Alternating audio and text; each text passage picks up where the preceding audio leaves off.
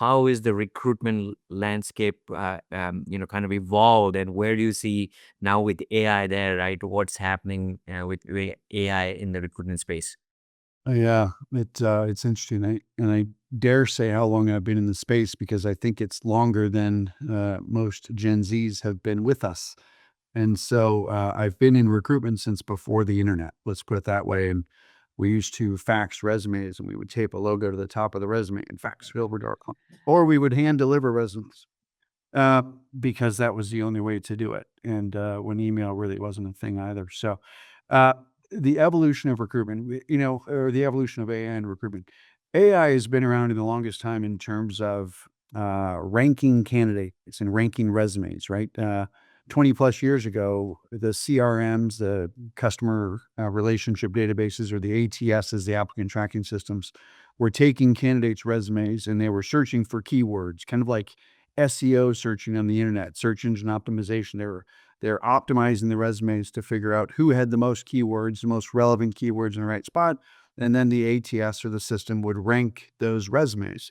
And recruiters would use their ATS or their system to start calling at the top of the list. And so AI, again, the intelligence has been around some time, the ability to do these things. What it didn't and what it couldn't do back then, and quite frankly, I worry still isn't doing yet, is put those keywords and those experiences into context.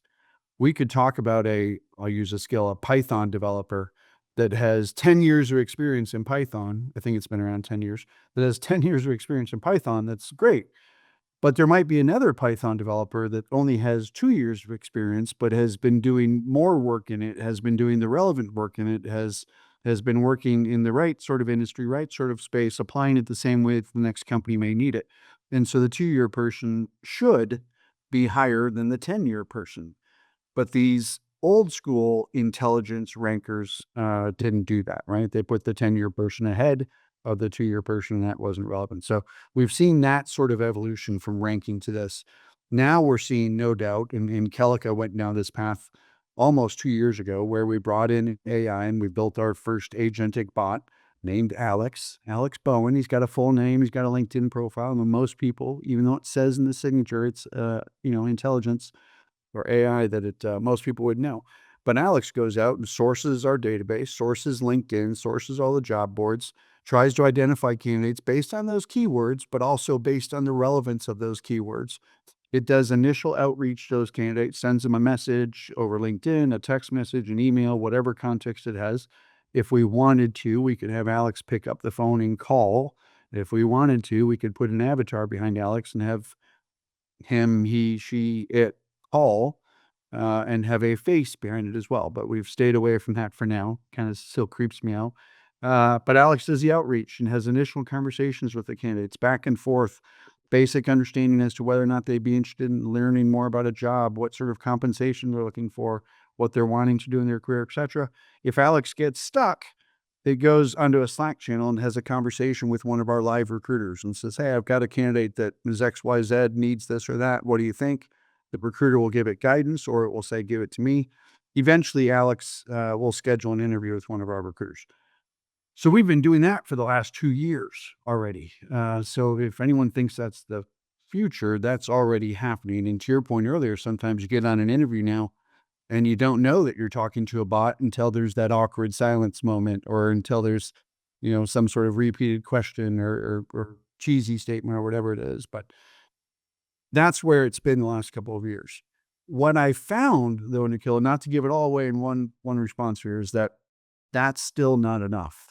And so we are very much tearing Alex apart right now, pulling Alex back to the ground, because at the end of the day, Alex, over a year's time, brought in a little over 15,000 candidates, which is great. Pre-screened them, did all that kind of stuff, had those conversations, scheduled interviews. Only one of those candidates actually got the job. And so if I'm bringing in 15,000, only one gets the job, what's the difference? And the difference to me was that hiring is so much more than just about keywords and about skill sets and skill-based hiring. That's very important. But in today's world, where the skills are shifting every 5 minutes, every 3 months, every new release of open AI or whatever it may be, the skills are only half the battle, if that. it comes down to those characteristics, behaviors, and traits.